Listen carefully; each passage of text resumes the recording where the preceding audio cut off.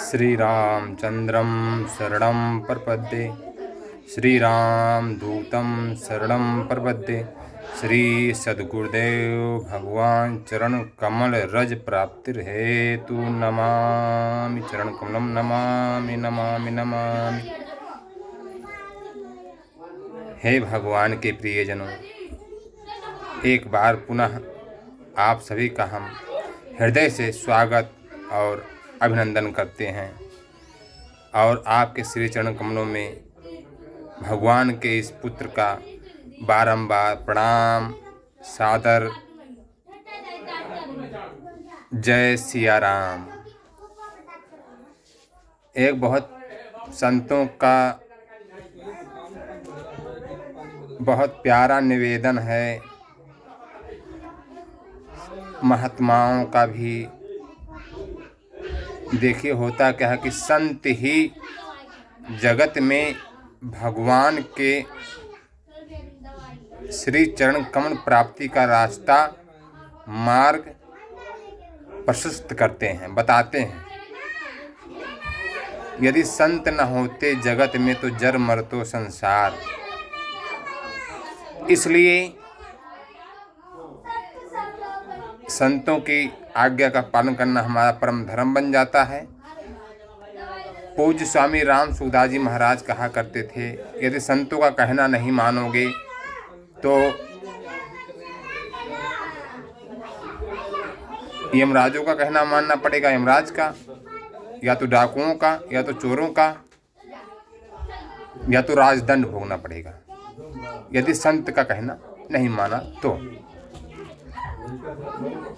इसलिए जो संत जन निवेदन करते हैं उसको मानना हमारा परम धर्म बन जाता है। क्योंकि यदि संत कुछ भी कहते हैं, कुछ बताते, देखिए ये मत समझ लेना कि हम संत हैं, हम आपको बता रहे हैं। हम संत नहीं हैं, हम केवल और केवल भगवान के प्रिय पुत्र हैं। अभी प्रिय भी नहीं बन पाए हैं, केवल पुत्र हैं। और भगवान हमें स्वीकार कर लें या ना करें ये उनकी इच्छा, उनकी मर्जी।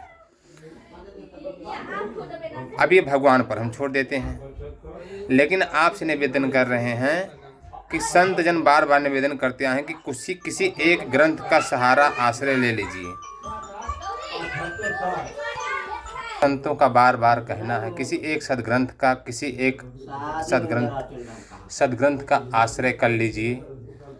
वह सदग्रंथ चाहे रामचरितमानस हो, चाहे श्रीमद् भागवत महापुराण हो, चाहे श्रीमद् भगवद गीता हो, चाहे उपनिषद हो, चाहे महाभारत हो, आदि आदि आदि, भक्तमाल इत्यादि। किसी एक ग्रंथ का आश्रय करके उसके छांव में रहें और जैसा उसमें वर्णित है वैसा अपने आचरण को बनाने का प्रयास करें। देखिए जीवन बार बार नहीं मिलता, मानव तन दुर्लभ है, हम सभी जानते हैं। संसार में मानव तन दुर्लभ है, संसार में मानव तन दुर्लभ है, ये हम सभी जानते हैं। लेकिन इसका ठीक सदुपयोग नहीं कर पाते। अतः एक मंत्र हो, एक ग्रंथ हो, एक श्री गुरुचरण का चरण कमल आश्रय हो, इन सब का आश्रय लिया जाए तो पूर्ण विश्वास के साथ हम कहते हैं कि जीवन निश्चित ही बदल जाएगा, जीवन भगवान की ओर लग जाएगा, भगवान की कृपा स्वतः प्राप्त होने लगेगी। आपको प्रत्येक मार्ग में कोई कठिनाई नहीं होगी, रास्ता मिलता जाएगा। रास्ते में यदि कठिनाई आएंगी तो बाधाएं आएंगी तो अपने आप दूर हो जाएंगी। ये संतों का अनुभव है और इस भगवान के पुत्र का भी बहुत ज़्यादा अनुभव है। अतः हम आपसे निवेदन करते हैं पुनः अपने जीवन में ग्रंथ सदग्रंथों का आश्रय लीजिए, स्वाध्याय कीजिए, खूब पढ़िए, खूब पाठ कीजिए, खूब जैसा आप जोर जोर से पाठ कर पाएँ तो जोर जोर से करें, मध्यम स्वर से कर पाएँ तो मध्यम स्वर से करें, धीरे धीरे कर पाएँ तो धीरे धीरे स्वाध्याय करें, पाठ करें, और मानसिक कर पाएँ, मन से कर पाएँ तो पाठ करें। लेकिन पाठ जरूर करें किसी एक ग्रंथ का। और हम तो कहते हैं कि श्री रामचरितमानस के जैसा सदग्रंथ दुर्लभ ही प्राप्त होता है व्यक्ति को, क्योंकि इसमें लिखा हुआ है आरती में हम सभी गाते हैं गावत वेद पुराण अष्टदश छौ शास्त्र सब ग्रंथन को रस मुनि जन धन संतन को सर्वस सार अंश समस्त वहीं की आरती श्री रामायण जी की। इसमें सभी का सार है, सभी छौ शास्त्र, सभी सब चारों वेद, सभी संत मुनियों का अनुभव और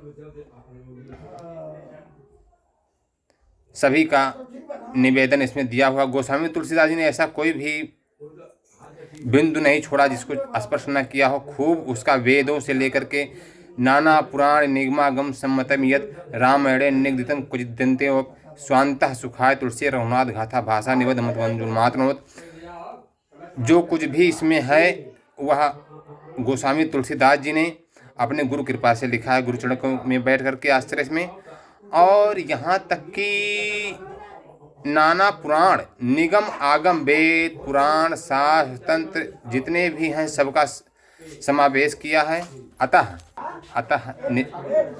इसका स्वाध्याय करें, खूब पाठ करें, आपका भगवान मंगल करेंगे, कल्याण करेंगे। इसी वाणी के साथ हम आज की वाणी को विराम देते हैं। आप सबको बारंबार प्रणाम सादर। जय सिया राम।